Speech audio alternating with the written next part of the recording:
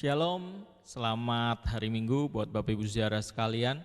Saat ini kita akan bersama-sama memuji, memuliakan Tuhan, menikmati hadirat Tuhan. Biarlah ini boleh menjadi kesempatan kita untuk boleh beribadah, bersekutu di dalam nama Tuhan Yesus. Kita akan naikkan satu pujian, Benteng Hidupku.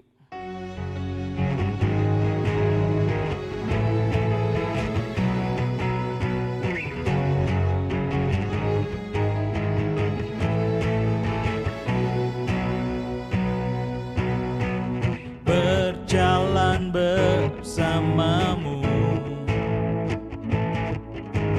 tak akan ku gentar.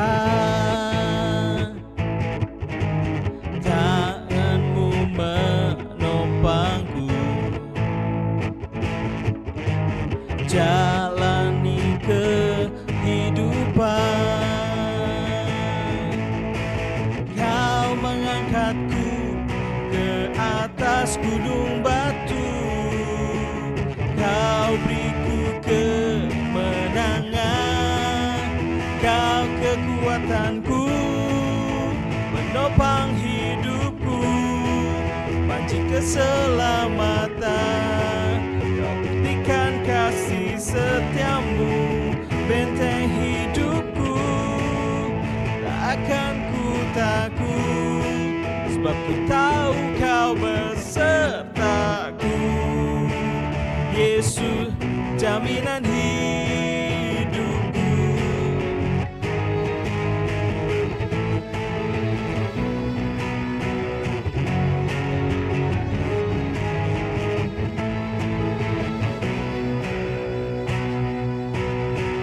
Berjalan bersamamu, tak akan ku gentar. Tanganmu menopangku, jalani kehidupan.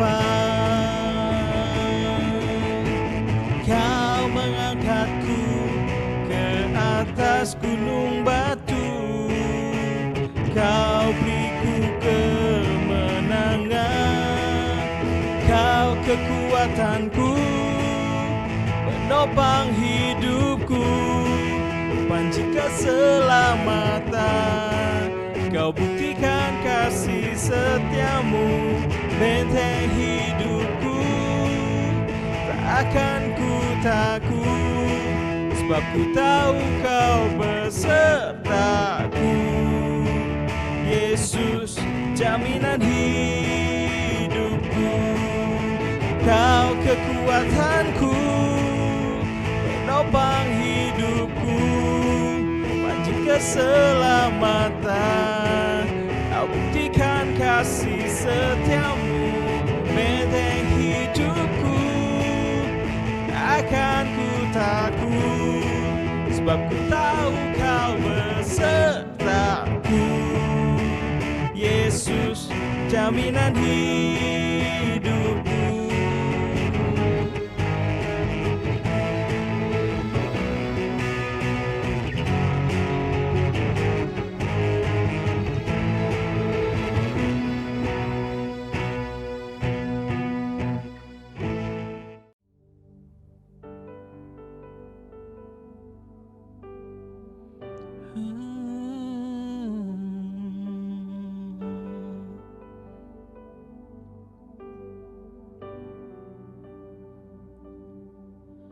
Engkau ada bersamaku di setiap musim hidupku. Tak pernah Kau biarkan ku sendiri.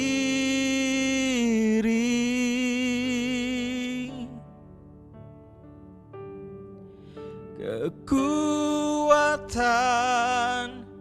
di jiwaku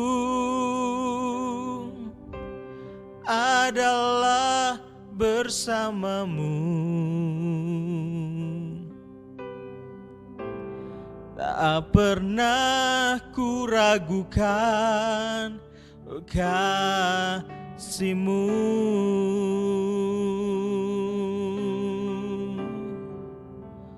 Bersama-Mu Bapa, ku lewati semua perkenanan-Mu, ya teguhkan hatiku. Engkau yang bertindak,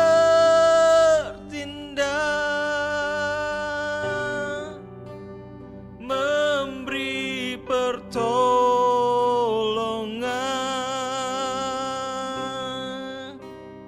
Anugerah-Mu besar melimpah bagiku.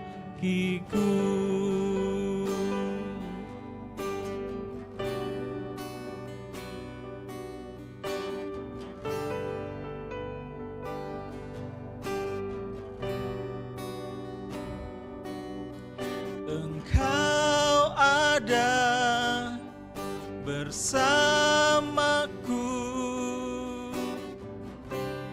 di setiap musim hidupku. Tak pernah Kau biarkan ku sendiri.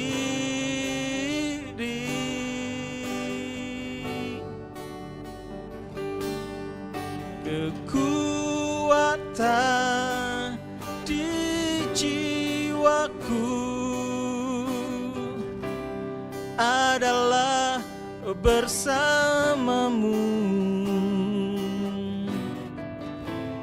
Tak pernah ku ragukan kasih-Mu.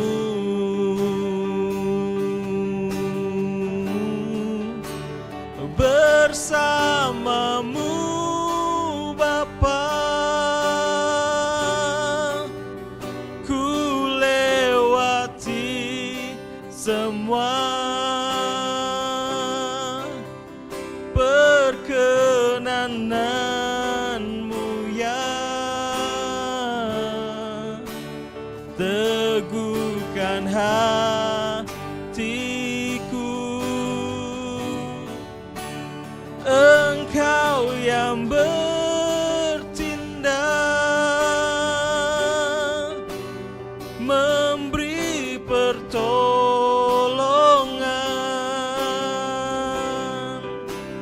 Anugerah-Mu besar melimpah bagiku. Bersama-Mu, oh, bersama-Mu Bapa, ku lewati semua perkenanan-Mu, ya teguhkan hatiku. Engkau yang bertindak, memberi pertolongan.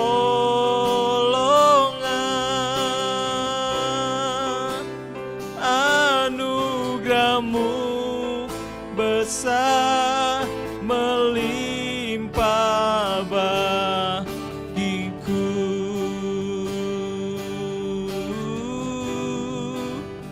Anugerah-Mu besar melimpah bagiku.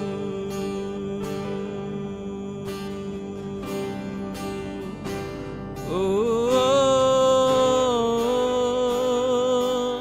melimpah bagiku. Kau Allahku yang baik, Terima kasih Tuhan, aku bersyukur. Oh, sungguh tiada yang sepertimu, kesetiaanmu tak ku ragukan, tiada yang sepertimu. Oh,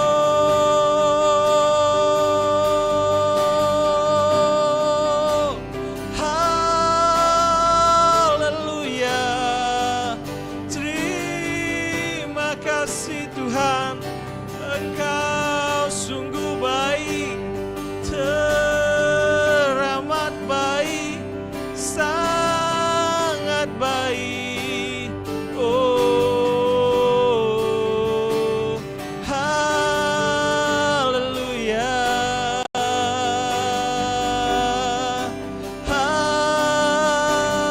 Haleluya. Terima kasih Tuhan, terima kasih Tuhan.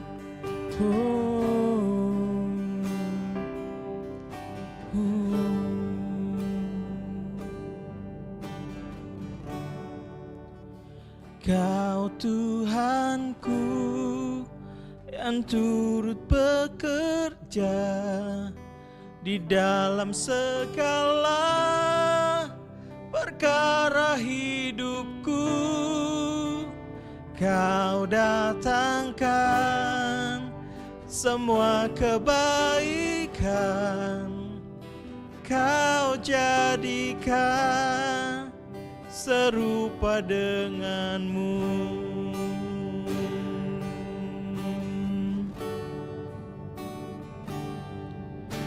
Dalam setiap musim, dalam setiap proses, tak pernah ku jalan sendiri.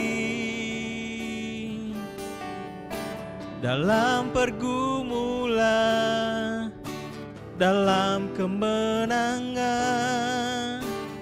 Engkau Yesus yang besertaku. Kau Tuhanku yang turut bekerja di dalam segala perkara hidupku. Kau datangkan semua kebaikan, Kau jadikan serupa dengan Kau Tuhanku. Kau Tuhanku yang turut bekerja di dalam segala perkara hidupku. Kau datangkan semua kebaikan, Kau jadikan serupa denganmu. Kau jadikan serupa denganmu. Kau jadikan serupa denganmu.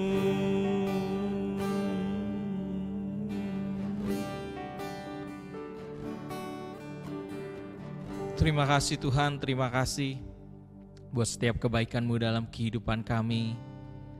Kesetiaan-Mu, penyertaan-Mu yang tiada pernah berakhir, yang kami rasakan sampai pada saat ini Tuhan. Sungguh apa yang sudah kami nyanyikan, biarlah itu boleh menjadi pujian, menyenangkan hati Engkau Tuhan. Itu berasal dari hati kami Tuhan. Dan kalau sebentar kami akan bersama-sama kembali belajar merenungkan akan kebenaran firman-Mu. Kau yang tolong setiap kami Tuhan, sehingga kami punya hati yang lembut, sehingga setiap firman-Mu boleh kami terima, kami boleh pelajari, dan kami mau belajar mengaplikasikannya dalam kehidupan kami.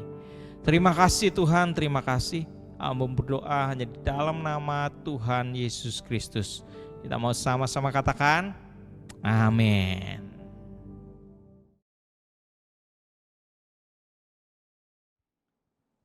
Shalom, puji nama Tuhan, ini kali ketiga kita ibadah online.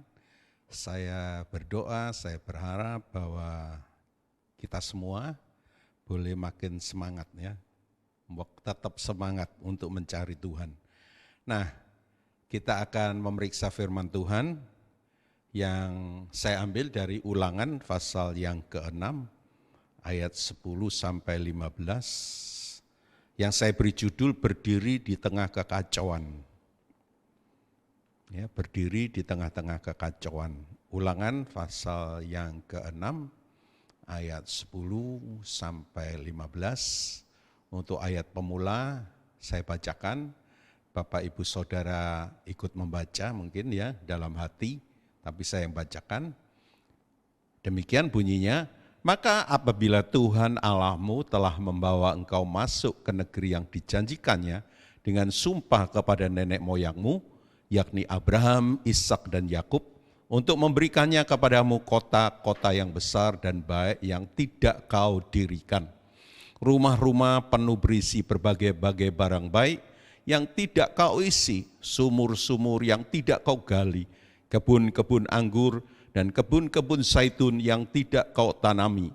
Dan apabila engkau sudah makan dan menjadi kenyang, maka berhati-hatilah supaya engkau jangan melupakan Tuhan yang telah membawa kamu keluar dari tanah Mesir, dari rumah perbudakan. Engkau harus takut akan Tuhan Allahmu, kepada Dia haruslah engkau beribadah, dan demi namanya haruslah engkau bersumpah. Janganlah kamu mengikuti Allah lain dari antara Allah bangsa-bangsa sekelilingmu, sebab Tuhan Allahmu adalah Allah yang cemburu di tengah-tengahmu, supaya jangan bangkit murka Tuhan Allahmu terhadap engkau, sehingga Ia memunahkan engkau dari muka bumi. Saudara-saudara, kalau kita perhatikan, dan pasti diakui ya, dunia ini semakin kacau, ya, makin canggih, makin hebat teknologi, tapi tidak bisa dipungkiri makin kacau dunia ini ya. Dan dunia ini sedang dikuasai oleh 5 hal ya, atau 5 hal besar saudara-saudara. Yang pertama uang, kedua kekuasaan, ketiga kesenangan, keempat ketenaran, dan yang kelima penderitaan yang minggu lalu disampaikan oleh anak Dian. Coba kita lihat uang ya. Untuk mendapatkannya, orang tidak segan-segan dengan cara apapun, ya, asal mendapatkan uang. Ya, kalau halal sih nggak apa-apa ya. Dengan cara yang haram, saudara-saudara, korupsi misalnya, kolusi, nepotisme, rampok, ya, jual narkoba, saudara-saudara dan lain sebagainya. Ya, begitu juga kekuasaan. Kalau saudara perhatikan pemilihan gubernur, wali kota, bupati, ya, presiden, berapa M harus dikeluarkan. Ya, sampai utang-utang, bahkan ada yang enggak jadi lalu bunuh diri, ya. Saudara pasti dengar itu. Mereka berebut, ya. Nah, kalau kita lihat selanjutnya, kesenangan atau hedonisme, ya, mereka mengatakan nafsu harus disalurkan, ya. Ini sesuatu yang tertinggi. Jadi nafsu itu sesuatu yang tertinggi, ya. Ada yang mengatakan lagi hidup hanya sekali, kalau tidak dilakukan ya rugi, saudara-saudara. Ya, apa benar ini? Tapi itulah faktanya. Ya, ketenaran juga demikian. Dengan cara yang positif atau dengan cara yang negatif dikejar, ya, saudara-saudara. Ada yang bilang, aku mau naik menara yang tinggi, menara Sutet, lalu terjun dari atas ke bawah. Supaya apa? Supaya masuk book of record. Ya, ada yang berani begitu? Ya.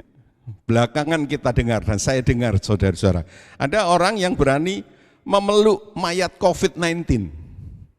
Dia bilang, enggak ada COVID, mana mayatnya, tak peluknya satu-satu. Ya, kalau itu diizinkan ya saya enggak tahu apa yang terjadi saudara-saudara. Ya. Dan yang terakhir penderitaan. Ya, minggu lalu sudah disampaikan, saudara, macam-macam penderitaan. Nah, kita nggak luput kan? Ya, jadi lalu saudara bertanya, lu katanya ada perbedaan, memang ada perbedaan. Ya, tapi khususnya perbedaan yang penderitaan yang terburuk Tuhan beri perbedaan. Ya, kalau yang biasa-biasa termasuk pandemi itu masih Tuhan biarkan saudara-saudara. Karena apa? Kalau saudara perhatikan di dalam 1 Korintus 10 ayat 13 mengatakan apa? Pencobaan-pencobaan yang kamu alami itu adalah pencobaan-pencobaan biasa yang tidak melebihi kekuatanmu. Dan saat engkau dicobai, Tuhan memberikan jalan keluar kepada kita. Ya, tapi ada penderitaan yang terburuk. Nah, jelas di situ Tuhan akan mengadakan perbedaan. Apa penderitaan yang terburuk buat orang percaya zaman ini? Ya, kalau zaman dulu orang Israel dipisahkan di Goshen. Ya, tulah itu untuk orang Mesir, saudara-saudara, bukan untuk orang Israel. Ya, sampai terakhir anak sulung Mesir mati semua. Ya, saudara-saudara. Terakhir Firaunnya mati di Laut Teberau. Ya, Israelnya tetap hidup. Nah, kita zaman sekarang apa? Ya, yang jelas nanti saudara-saudara, penderitaan ada hukuman, ya, hukuman materai, hukuman sangkakala, hukuman cawan, ya, saudara-saudara, kita akan dilepaskan. Ya, ini enggak saya bahas sekarang, sudah saya bahas waktu doa pagi, ya, saudara-saudara. Jadi alangkah indahnya kalau setiap ibadah itu saudara ikuti, ya. Kalau enggak, saudara akan ketinggalan.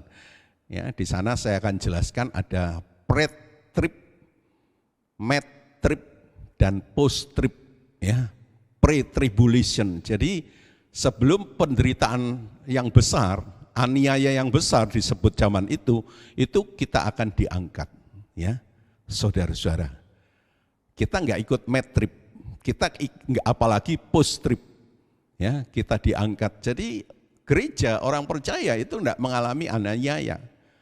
Ya, ngeri itu saudara-saudara. Penderitaan sekarang aja banyak orang teriak-teriak, orang Kristen.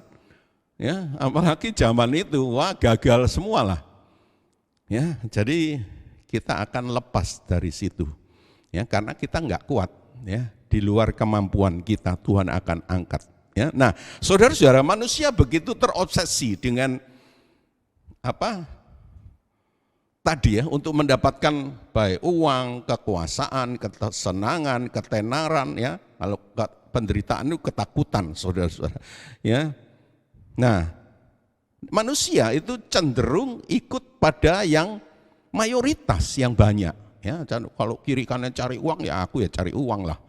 Kalau kiri kanan cari kesenangan, cari kekuasaan, aku ya carilah. Ya, saudara-saudara, terobsesi dengan yang mayoritas. Jarang orang mengikuti yang minoritas, yang benar, saudara-saudara. Nah, ini kelemahan manusia. Ya, saya harapkan saudara dan saya enggak, ya, karena saya pernah khotbahkan itu, ya, saudara-saudara. Puji nama Tuhan. Ya.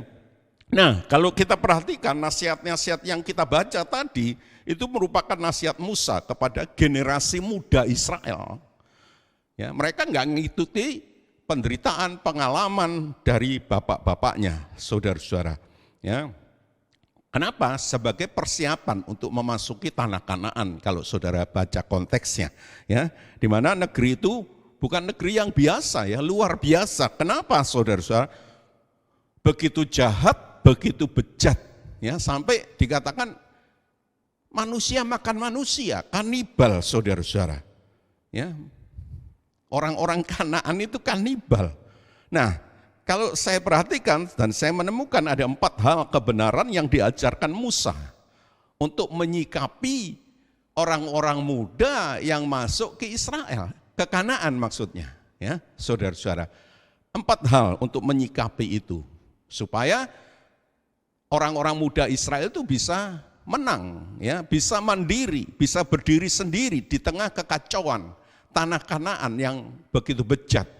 Ya, manusia makan manusia, kanibal. Ya, apa aja hal itu? Coba kita baca ulang ayat 10 dan 11, tolong dibacakan. Ulangan 6 ayat 10 dan 11. Maka apabila Tuhan Allahmu telah membawa engkau masuk ke negeri yang dijanjikannya dengan sumpah kepada nenek moyangmu, yakni Abraham, Ishak dan Yakub, untuk memberikannya kepadamu kota-kota yang besar dan baik yang tidak kau dirikan, rumah-rumah penuh berisi berbagai-bagai barang baik yang tidak kau isi, sumur-sumur yang tidak kau gali, kebun-kebun anggur dan kebun-kebun zaitun yang tidak kau tanami, dan apabila engkau sudah makan dan menjadi kenyang. Iya, ya. Jadi saudara-saudara, mendapatkan sesuatu dengan mudah itu menimbulkan sikap tidak bertanggung jawab. Biasanya begitu.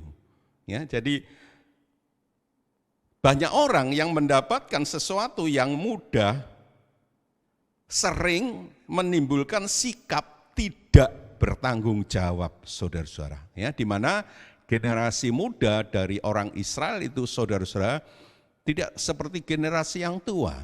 Ya. Generasi yang tua, wah, perjuangan berat itu pun terakhir nggak bisa masuk, saudara-saudara. Semua mati di padang gurun, ya, kecuali Yosua dan Kaleb. Ya, nah, sekarang orang-orang muda ini di sana dikatakan, ya, kota-kota besar yang tidak kau dirikan, rumah-rumah penuh berisi berbagai barang baik yang tidak kau isi, sumur-sumur yang tidak kau gali. Wah, luar biasa, saudara-saudara. Ya, mereka mendapatkan dengan cuma-cuma. Ya, saudara. Nah, sekali lagi, saudara-saudara, mereka enggak bersyukur, ya, mereka enggak berterima kasih. Mereka wah pikirnya enak masuk begitu saja. Nah, sebetulnya saudara-saudara, yang betul itu enggak berusaha apa-apa tapi dapat sesuatu. Ya, senang dan harus bertanggung jawab sebetulnya. Ya, saudara-saudara, seperti orang percaya, ya, dapat anugerah, ya kan? Dapat Tuhan Yesus, dapat keselamatan, dapat apa lagi? Kesehatan, dapat Roh Kudus, dapat gereja, ya, dapat karunia-karunia Roh Kudus, saudara-saudara. Ya. Tapi apa? Sering tidak disikapi dengan baik. Ya, ada buah-buah roh, saudara-saudara. Ya, dan tidak disikapi dengan rasa penuh tanggung jawab. Ya, padahal kalau saudara-saudara perhatikan Filipi 2 ayat 12, di sana dikatakan, ya, kerjakanlah keselamatanmu sendiri dengan takut dan gentar. Ya, bukan berarti selamat itu harus dikerjakan, dicari, bukan. Ya, keselamatan itu dianugerahkan, tapi harus dikerjakan. Ya, dengan berdoa, dengan beribadah, dengan baca Alkitab dan seterusnya, saudara-saudara. Sudahkah kita lakukan?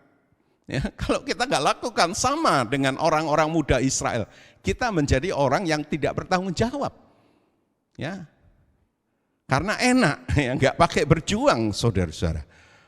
Ya, kalau kita baca di dalam Matius 25 ayat 21, tolong dibacakan. Matius 25 ayat 21, maka kata tuannya itu kepadanya, baik sekali perbuatanmu itu, hai hambaku yang baik dan setia, engkau telah setia dalam perkara kecil, aku akan memberikan kepadamu tanggung jawab dalam perkara yang besar.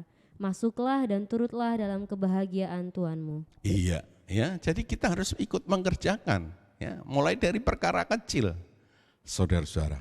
Ya, orang besar menempuh jalan kesuksesan melalui rintangan-rintangan yang berat. Ya, kalau sudah perhatikan orang yang besar, orang yang berhasil, pasti dia menempuh jalan kesuksesan melalui rintangan-rintangan yang tidak kecil, rintangan-rintangan yang berat. Nah, kali ini anugerah. Ya, saudara dan saya menerima anugerah, ya. Mestinya kita juga harus bertanggung jawab. Kerjakan keselamatanmu sendiri dan gentar, ya. Saya sering menyampaikan ilustrasi, mungkin saudara agak bosan, ya, tapi ini amat vital, ya. Ini penting, saudara-saudara. Kalau seorang anak masuk perguruan tinggi negeri dengan tidak bayar, ya, apa dia tidak bertanggung jawab? Begadang, pacaran, ya, enggak belajar, ya, saya yakin enggak. Ya, justru dia pikir, wah, yang lain enggak bisa masuk, aku masuk, pasti dia belajar dengan baik. Ya, itu anugerah. Yang lain enggak bisa masuk, dia masuk, saudara-saudara. Dia bukan untuk santai-santai, dia akan belajar dengan keras. Ya, begitu kita sebenarnya harus demikian. Ya, bukan malah dapat anugerah enak-enakan, santai-santai, saudara-saudara. Itu salah benar, salah besar. Dan kebanyakan orang Kristen begitu. Ya, kebanyakan.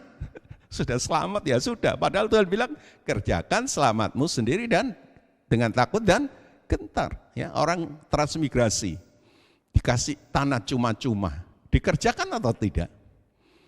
dikerjakan supaya berbuah, berhasil. Ya, tapi kalau nggak dia kerjakan, ya padang rumput aja, ilalang, nggak ada hasilnya. Ya, sebab itu saudara-saudara, orang Kristen itu nggak cukup karisma, tapi juga karakter. Setuju? Ya, banyak orang Kristen cuma senang karisma, ya biarlah. Tapi yang mendengar firman Tuhan pada saat ini, mari kita belajar. Karisma bagus, saya bukan bilang salah atau jelek, tapi tidak cukup. Harus punya karakter, harus buah roh. Ya, karunia Roh Kudus baik, karunia Roh Kudus baik, tapi buah roh harus dilengkapi dengan buah roh. Ya, puji nama Tuhan. Haleluya. Mari kita lihat yang kedua, ayat 12, tolong dibacakan. Ulangan 6 ayat 12. Maka berhati-hatilah supaya jangan engkau melupakan Tuhan yang telah membawa kamu keluar dari tanah Mesir, dari rumah perbudakan. Iya, ya, jadi gampang lalu tidak bertanggung jawab. Bukan itu aja, tidak bertanggung jawab itu menimbulkan kecerobohan. Ya, nggak bertanggung jawab itu menciptakan kecerobohan. Jadi harus hati-hati. Ya, sebab itu diingatkan, hati-hatilah supaya engkau jangan melupakan Tuhan. Ya, yang telah membawa kamu keluar dari Mesir, dari rumah perbudakan. Ya, nah saudara-saudara, maka saat dia mulai tidak bertanggung jawab, tadi saya sudah katakan, ya, dia mulai bertindak ceroboh, melakukan sembarangan, ya, saudara-saudara. Dia nggak mau ingat Tuhan, nggak mau ingat hukum-hukum Tuhan. Ya, contohnya nggak jauh-jauh COVID-19 ini. Ya, kalau Bapak Ibu Saudara kita semua, ya, protokol kesehatan dijaga, lalu imun tubuh kita dijaga, ya, saudara-saudara, itu tugas kita kan. Lalu tugas Tuhan melindungi kita. Ya, tapi kalau, nah biasanya saya lihat saudara-saudara, ya, kenapa kena? Ya mungkin imun tubuhnya dijaga, tapi dia ceroboh. Atau ceroboh dalam hal imun tubuhnya tidak dijaga, ceroboh dalam hal pakai 3M tadi, ya, diajak foto lepas maskernya, kena enggak? Makan lepas maskernya, ngobrol-ngobrol lagi, ya, itu namanya ceroboh, saudara-saudara. Ya, jadi ceroboh itu tidak bertanggung jawab, itu menimbulkan kecerobohan. Ya, nah Israel sekali lagi diingatkan untuk tidak melupakan Tuhan. Ya, karena apa? Karena mendapatkan tanah Kanaan itu tidak mudah. Ya, kalau bisa itu karena pertolongan Tuhan. Ya, karena pertolongan Tuhan, saudara-saudara. Ya, begitu juga kita.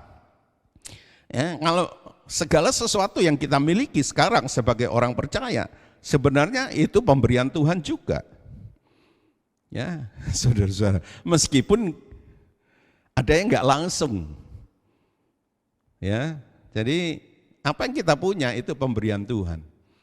Ya, saudara-saudara. Sebab itu kita harus bertanggung jawab, dan orang yang bertanggung jawab itu orang yang tidak ceroboh biasanya. Ya, puji nama Tuhan. Coba kita lihat sebuah contoh kehidupan Daud yang dia tahu bahwa apa yang dia punya itu dari Tuhan. 1 Tawarik 29 ayat 14 sampai 16. 1 Tawarik 29 ayat 14 sampai dengan 16. Sebab siapakah aku ini dan siapakah bangsaku, sehingga kami mampu memberikan persembahan sukarela seperti ini. Sebab daripadamulah segala-galanya, dan dari tanganmu sendirilah persembahan yang kami berikan kepadamu. Sebab kami adalah orang asing di hadapanmu, dan orang pendatang sama seperti semua nenek moyang kami, sehingga sebagai bayang-bayang hari kami di atas bumi dan tidak ada harapan. Ya Tuhan Allah kami, segala kelimpahan bahan-bahan yang kami sediakan ini untuk mendirikan bagimu rumah bagi namamu yang kudus adalah dari tanganmu sendiri, dan punyamulah segala-galanya. Iya, ya. Jadi Daud bisa memperolehkan sesuatu karena Tuhan yang kasih. Ya, dia dikasih kesehatan. Ya. Mazmur 103 ayat 14 mengatakan kita ini dari debu. Ya, saudara-saudara, kita punya sesuatu itu karena Tuhan. Ya. Dia bisa mempersembahkan untuk rumah Tuhan karena Tuhan. Jadi milik Tuhan, dia persembahkan kembali. Ya, dan saya yakin Alkitab mengatakan apa yang kita buat di dalam Tuhan itu tidak sia-sia. Ya, jadi kita ini nggak punya modal, dikasih modal sama Tuhan. Kita berdagang, kita berbuat untuk Tuhan. Nanti dikasih laba. Dikatakan tidak sia-sia, saudara-saudara. Jadi luar biasa Tuhan kita. Ya. Nah kita ini dikasih kesehatan, saudara-saudara. Kesehatan itu terutama darahnya bisa lancar, saudara-saudara. Ya. Kalau sedikit aja menggumpal, ya, misalnya satu saraf itu putus, kita bisa pansui. Ya. Tapi kalau banyak syaraf yang putus, urat yang putus, itu kita bisa benar-benar sui, mati, saudara-saudara. Ya. Hidup ini subsidi, saudara-saudara. Ya, kalau saudara perhatikan sekarang ini COVID-19 banyak orang yang kekurangan O2, ya nggak bisa nafas, saudara-saudara. Dan O2 pada kosong, ya orang berani bayar mahal, tinggi harganya. Nah, saudara dan saya kita sehat. Ya, kalau satu kali sedot itu 100 rupiah, ya berapa kali saudara satu hari sedot. Ya, bulan berapa? 1 tahun berapa? Ya, nah kita nggak bayar, ya karena apa? Karena disubsidi oleh Tuhan. Ya, pipa air, baja di kota Cirebon bolak-balik bocor, sebab itu digonta, diganti, digali, ditutup, digali, ditutup. Ya, kadang-kadang PLN, saudara-saudara. Nah, usus kita ini tidak pernah bocor sekian tahun. Ya, siapa yang pelihara? Tuhan yang pelihara. Amin, Bapak Ibu Saudara. Ya, padahal perut kita ini diisi macam-macam. Ya, kadang-kadang tahu gejrot, kadang-kadang lengkok, ya, kadang-kadang docang, jamblang. Pakai yang paling seneng cabenya yang banyak, ya. Kalau cabenya banyak itu enak. Jadi enak itu kalau cabenya banyak, saudara-saudara. Ya, ya oleh sebab itu saudara-saudara kita nggak boleh lupa kepada Tuhan. Ya, jadi Tuhan itu subsidi kita. Ya, selain itu saudara-saudara kita nggak boleh lupa, kenapa? Karena Tuhan itu ingat kita. Tuhan itu peduli kita. Ya, masa kita nggak ingat Tuhan? Tuhan ingat terus kepada kita. Ya, Dia rancangan yang terbaik untuk kita. Dia pikirkan untuk kita yang terbaik. Kita kok enggak pernah mikir Tuhan, itulah kebangetan. Ya. Dia peduli kita, ya, nyanyian banyak kan, Tuhan peduli kita, tapi kita enggak pernah peduli Tuhan, saudara-saudara. Ya, oleh sebab itu sekali lagi enggak boleh lupa Tuhan, ya. Enggak boleh lupa firman-Nya, enggak boleh lupa gerejanya yang dikasih oleh Tuhan. Ya, puji nama Tuhan, haleluya. Enggak boleh lupa keluarga. Ya, kita dulu bersusah-susah dengan keluarga, lalu enak sedikit kita lupa sama keluarga. Ya, jadi jangan sampai saudara-saudara, kita jangan lupa. Mari kita lihat yang ketiga, kita bisa temukan di dalam ayat yang ke-13. Ulangan 6 ayat 13. Engkau harus takut akan Tuhan Allahmu, kepada Dia haruslah engkau beribadah, dan demi namanya haruslah engkau bersumpah. Iya, ya. Jadi kecerobohan itu mengakibatkan hilangnya standar hidup. Ya, standar hidup kita, ayat itu mengatakan harus takut akan Tuhan. Ya, kalau orang takut akan Tuhan, saudara-saudara, dia punya standar hidup. Sebab itu diingatkan, ya, kecerobohan itu mengakibatkan standar hidupnya jadi rendah. Ya, saudara-saudara, coba kita perhatikan kehidupan Simson. Ya. Dia sangat ceroboh, dia bergaul dengan banyak orang, sembarangan orang. Ya. Padahal kita harus bergaul akrab dengan orang-orang seiman, saudara-saudara.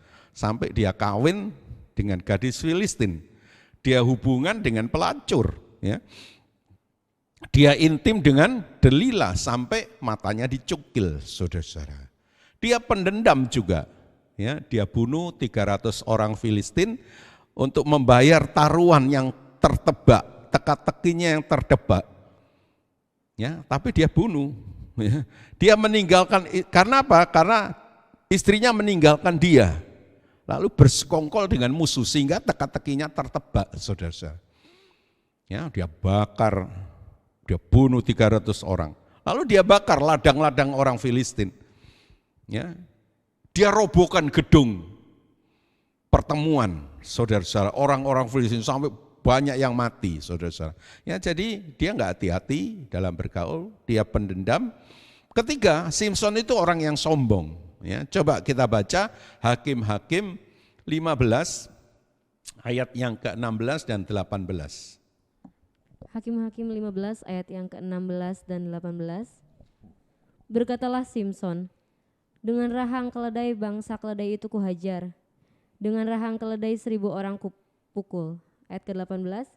Ketika ia sangat haus, berserulah ia kepada Tuhan, oleh tangan hambamu ini telah kau berikan kemenangan yang besar itu. Masakan sekarang aku akan mati kehausan dan jatuh ke dalam tangan orang-orang yang tidak bersunat itu? Iya, ya, dengan sombongnya dia bilang, wah dengan rahang keledai bangsa ini kuhajar, dengan rahang keledai 1000 orang kupukul. Waduh, ya senjatanya cuma rahang keledai 1000 orang mati, saudara saya. Ya, menunjukkan bahwa dia begitu pongahnya, begitu sombongnya, saudara. Tapi ayat 18 mengatakan ia sangat haus. Berseru-serulah ia kepada Tuhan, oleh tangan hambamu ini telah kau berikan kemenangan yang besar. Masa sekarang aku mati karena kehausan?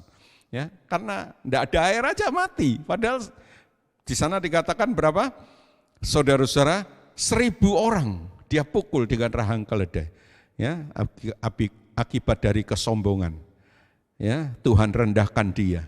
Bahkan dia mati kehausan. Akan mati kehausan ya kalau Tuhan enggak tolong, saudara-saudara. Jadi kalau dia bisa menang bukan karena rahang keledai, ya, tapi karena Tuhan, saudara-saudara. Ya. Nah, karena dia ceroboh, lalu dia sombong, ya. Standar hidupnya menurun, ya. Apalagi kecerobohan dari Simson, saudara. Dia budak seks. Ya. Memang seks itu diberikan kepada manusia, tapi kita bukan menjadi budak seks. Ya, seks yang melenceng. Nah, ini Simson melakukan itu, saudara-saudara. Ya, dia bertobat pada akhir hidupnya. Ya. Ya memang masih bagus ya bertobat pada akhir hidupnya. Orang sering memandang itu. Tapi kalau saya lihat ya saudara-saudara, lu kok enggak dulu-dulu dia bertobat? Ya kok akhir hidupnya? Ya. Anak Dian pernah mengatakan penyesalan itu selalu terlambat. Supaya enggak terlambat apa? Kita harus sadar, saudara-saudara, penyesalan itu selalu terlambat. Ya.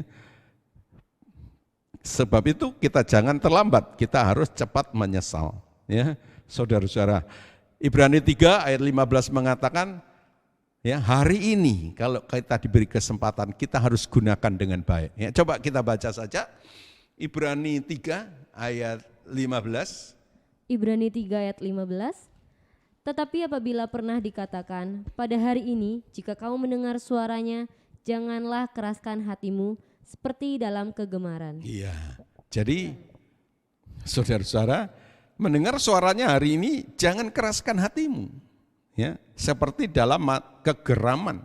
Ya, jadi dalam masa murka kita baru sadar ya, tapi jangan. Ya, jangan keraskan hati. Ya. Sekarang kalau kita dengar suaranya, ya, suara Tuhan lewat firman Tuhan, lewat hamba Tuhan, lewat peristiwa, itu bisa saja ya. Jangan kita keraskan hati ya, saudara-saudara. Padahal kalau kita perhatikan standar hidup orang percaya itu gimana sih? Ya, saudara-saudara. Standar hidup orang percaya itu gimana ya? Kita harus hidup sesuai dengan kehendak Tuhan. Ya. Nah, kalau kita ceroboh itu mengaburkan kehendak Tuhan dalam hidup kita. Ya, jadi sekali lagi, saudara-saudara, standar hidup kita itu firman Tuhan, ya, kehendak Tuhan. Nah, kecerobohan itu membuat kita kabur, ya, dari standar yang Tuhan tetapkan. Amin, saudara-saudara. Ya. Ya, oleh sebab itu, saudara-saudara, untuk hidup sesuai dengan standar Tuhan supaya kita enggak ceroboh, ya, Alkitab mengatakan harus menyangkal diri, pikul salib setiap hari, ya, Lukas 9 ayat 23, saudara-saudara. Ya, jadi harus menyangkal diri. Setiap hari harus pikul salib, ya, harus dan setiap hari, ya, supaya hidup kita bisa sesuai dengan kehendak Tuhan, bisa sesuai dengan standar yang Tuhan tetapkan untuk kita. Ya, jadi musuh terbesar itu memang diri kita sendiri. Ya. Dokter Lee Darmawan ya yang punya rumah sakit terapung, dia mengatakan ya kendala terbesar untuk bisa melayani seperti saya ini, kendala yang terbesar nomor satu diri saya. Ya, yang kedua keluarga saya. Yang ketiga baru kebutuhan. Ya, itu yang jadi kendala. Ya, jadi kendalanya yang nomor satu Dr. Lee itu, saudara-saudara.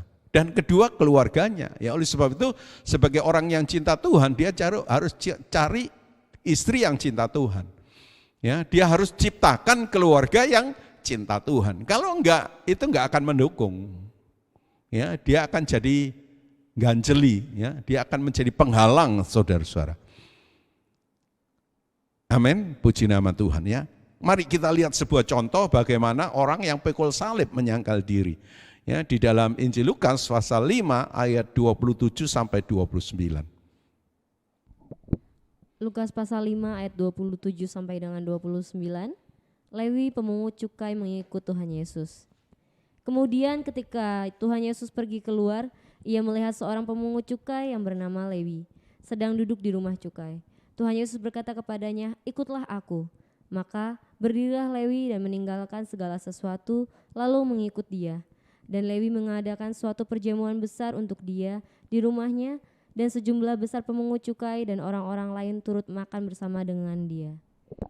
Iya, ya, saudara-saudara, ya. Jadi kalau kita perhatikan coba ayat 27 dikatakan kemudian Tuhan Yesus pergi keluar, ia melihat seorang pemungut cukai yang bernama Lewi yang sedang duduk di rumah cukai. Ya, jadi latar belakang Lewi atau nanti diganti namanya Matius itu pemungut cukai. Ya, saudara-saudara. Nah, bagi orang-orang Yahudi pemungut cukai ini hina. Bukan hanya hina tapi disebut pengkhianat. Ya, karena apa? Karena menguntungkan orang Romawi menindas bangsa Israel, ya. Jadi menguntungkan penjajah saat itu dan dia tindas bangsa Israel. Kenapa? Ya kalau sekarang kan memang kita bantu pemerintah, ya. Pemerintah duit dari mana kalau kita nggak bayar pajak, ya. Tapi saat itu beda, saudara-saudara. Ya, dia pajak itu dilelang.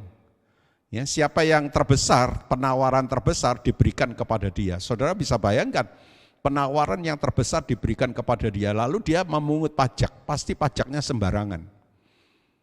Ya, jadi rakyat benar-benar tertindas, sebab itu mereka nggak senang, ya, saudara-saudara. Pengkhianat, ya, pengkhianat bangsa, saudara-saudara, itu julukannya. Lalu ayat 27b di sana dikatakan, ya, Tuhan Yesus berkata kepadanya, ikutlah aku, ya, ini ajakan Kristus, ikutlah aku. Ayat 28, ya, maka berdirilah Lewi dan meninggalkan segala sesuatu lalu mengikut dia. Ya. Jadi saudara-saudara, tanggapan dari Lewi yang nanti berubah menjadi Matius, dia bangkit berdiri. Artinya apa? Dia tidak berlambat-lambatan. Ya. Atau mengandung implikasi dia taat, dia mencapakan dosa hidup lamanya sebagai pekerjaannya pemungut cukai. Ya. Lalu dia menjadi murid. Jadi ini tidak gampang, saudara-saudara. Tapi tanggapan Matius ini luar biasa. Dan ini biarlah jadi bagian kita, saudara-saudara. Ya, ayat 29, dan Lewi mengadakan suatu perjamuan besar untuk dia di rumahnya dan sejumlah besar pemungut cukai dan orang-orang lain turut makan bersama-sama dengan dia. Ya, ini hasilnya, saudara-saudara, mengadakan pesta. Apa artinya? Kalau saudara pesta, pasti senang, pasti bahagia. Ya, saudara-saudara, orang pesta itu pasti sukacita. Ya, lalu dia mengundang pemungut cukai. Ya, artinya apa? Dia jadi berkat buat sesamanya, ya, buat orang-orang yang dulu seprofesi dia dengan dia. Sudahkah kita jadi berkat? Ya, lalu hasilnya apa? Selanjutnya dia penulis Injil. Ya, Injil Matius. Ya, lalu apa? Dalam Wahyu 21 ayat 14 nama 12 rasul itu disebut, dijadikan nama batu dasar dari kota Yerusalem yang baru. Ya, jadi namanya disebut. Ya, saudara bandingkan dengan orang-orang besar di Indonesia, pahlawan-pahlawan, ya, ditulis di setiap jalan di Indonesia. Jalan Yosudarso, ya, jalan apa? Mayan Jenderal Sungkono, jalan ini. Wah, orang-orang besar semua. Ya, puji nama Tuhan. Ya, jadi saudara-saudara, kecerobohan mengakibatkan hilangnya standar. Supaya enggak hilang standar gimana sebagai orang percaya? Pikul salib menyangkal diri.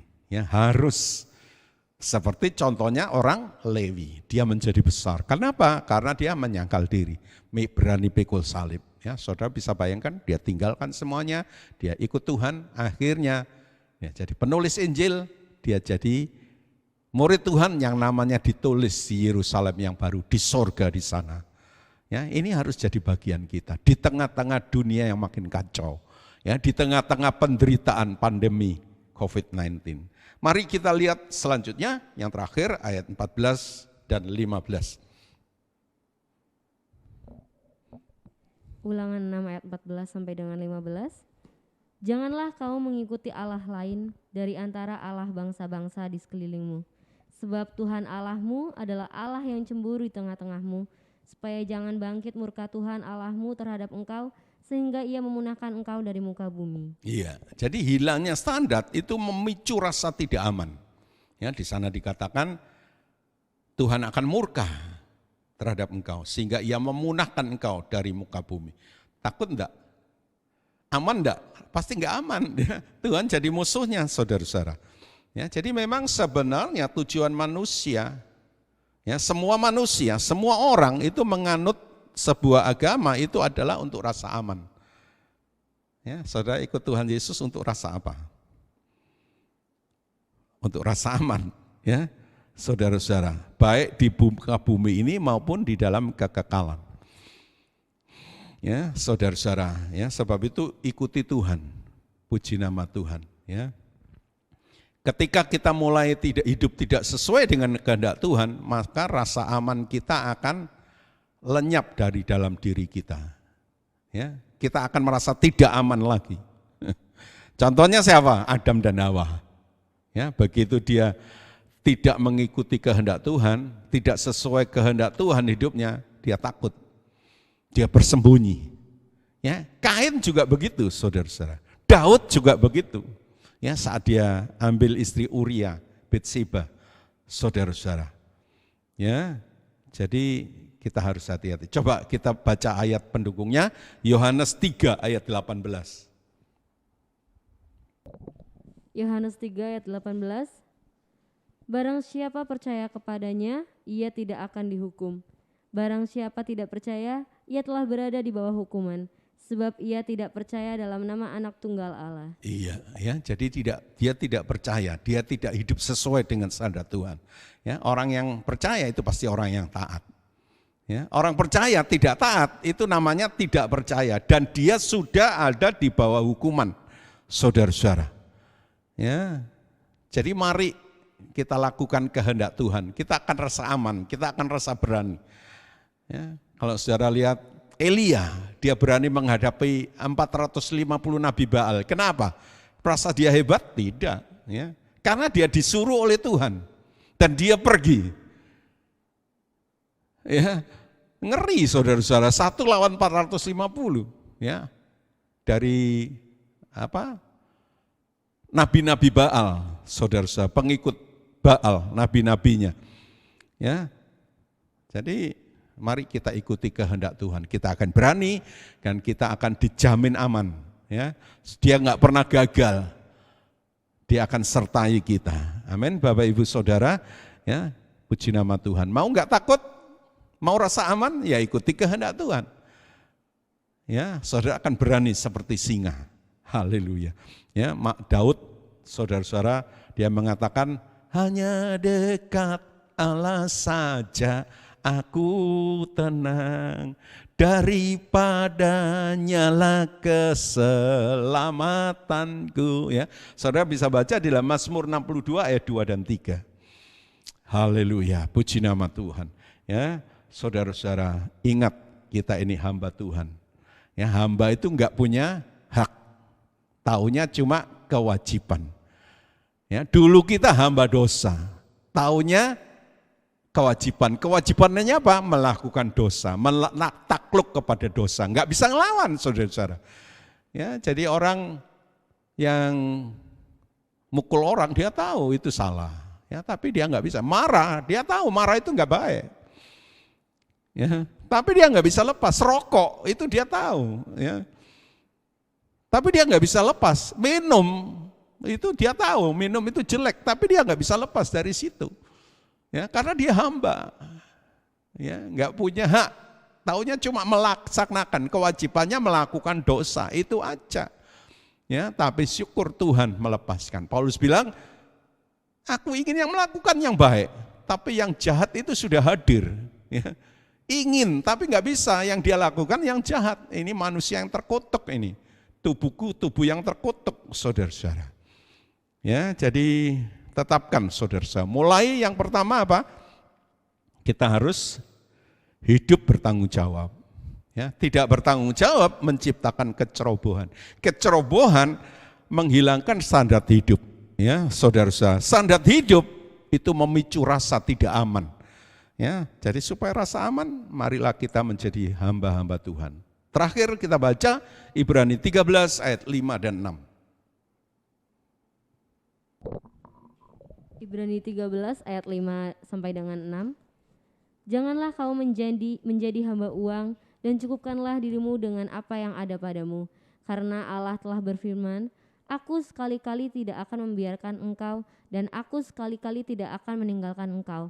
Sebab itu dengan yakin kita berkata, Tuhan adalah penolongku, aku tidak akan takut. Apakah yang dapat dilakukan manusia terhadap aku? Ya, jadi kita ini bukan hamba uang, bukan hamba yang lain, tapi kita ini hamba Tuhan. Ya, membuat kita tidak takut karena Tuhan menjadi penolongku. Ya, artinya apa? Kita nggak takut, kita punya rasa aman. Ya, luar biasa di dunia ini sampai kepada kekekalan. Kita punya rasa aman terus. Ya, lakukan kehendak Tuhan, saudara-saudara. Ya, kita akan aman dekat dengan Tuhan, saudara-saudara. Ya, kita akan tenang, kata Daud. Puji nama Tuhan. Ya, jadi firman Tuhan biarlah menjadi kekuatan kepada kita dalam dunia yang kacau. Ya, dengan urut-urutan tadi. Karena anugerah justru harus bertanggung jawab. Ya, bertanggung jawab itu menciptakan tidak ceroboh. Ya. Tidak ceroboh itu menciptakan saudara-saudara standar hidup yang baik. Ya, sesuai dengan kehendak Tuhan. Puji nama Tuhan. Kehendak Tuhan tadi seperti Lewi ya, sudah saya ceritakan. Nah, kalau kita mengikuti kehendak Tuhan, kita nggak kehilangan standar, kita akan punya rasa aman. Ya, dalam kesukaran, dalam apapun juga di dunia ini terus sampai kekal. Ya, bukankah kita semua orang itu kepingin punya rasa aman? Ya, termasuk orang Kristen. Ya, saudara-saudara, kita punya rasa aman sampai kita pulang ke sorga. Tuhan jemput kita harus punya rasa aman, nggak punya takut. Ya, karena kita berjumpa dengan Tuhan. Kita berjumpa dengan saleh-saleh Tuhan. Kita masuk kepada tempat yang jauh lebih indah dari dunia ini. Ya, keadaannya jauh lebih indah. Menyenangkan saudara-saudara, nggak punya rasa takut, rasa aman terus. Amin. Mari kita berdoa. Bapa Sorgawi, kami bersyukur di tengah-tengah kekacauan dunia di mana banyak orang mencari duit, mencari ketenaran, mencari kekuasaan, bahkan takut mengalami penderitaan, tapi kami di dalam Engkau, kami boleh merasa aman sampai ke sorga. Kami melihat bahwa awal dari rasa tidak aman itu dimulai dengan tidak bertanggung jawab. Dan kami melihat itu progresif, makin maju, makin banyak ketidaktaatan, akibatnya sangat fatal. Oleh sebab itu kami juga rindu progresif maju untuk rohani kami. Iman yang makin bertambah, mengasihi Tuhan yang makin bertambah, ketaatan yang makin bertambah. Dan itu membuat kami makin merasa aman di dunia ini karena ada Engkau. Dan akhir hidup kami juga merasa aman karena kami berjumpa dengan Engkau. Haleluya, sangat istimewa Engkau dalam hidup kami. Biarlah itu terjadi bagi setiap kami yang mendengar firman-Mu pada saat ini. Tidak seorang pun yang luput, tapi semuanya boleh merasakan indahnya di dalam Tuhan. Engkau memberkati, Engkau melindungi, Engkau menjagai seluruh jemaat-Mu GBT LCAD yang bahkan yang mendengar firman-Mu pada saat ini. Engkau berkati semuanya. Terima kasih Bapa, terima kasih. Kami yakin kerinduan kami, doa kami sudah sampai di hadapan Bapa, karena semuanya kami minta dalam nama Tuhan Yesus Kristus. Amin.